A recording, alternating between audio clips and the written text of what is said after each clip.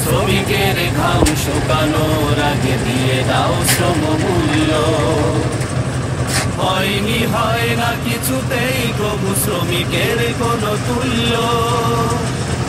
শ্রমিকের ঘাম শুকানোর আগে দিয়ে দাও শ্রমমূল্য।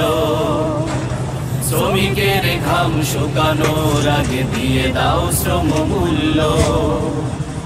হাড় ভাঙা ওই কষ্টের পরে সামান্য কিছু টাকা,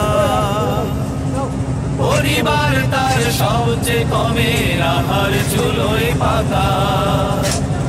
হাড় ভাঙা ওই কষ্টের পরে সামান্য কিছু টাকা, পরিবার তার সবচেয়ে কমে আহার চুলোয় পাকা। ভুলেও কখনো ঠকিও না তারে তোমার ঘর যে তুল্য।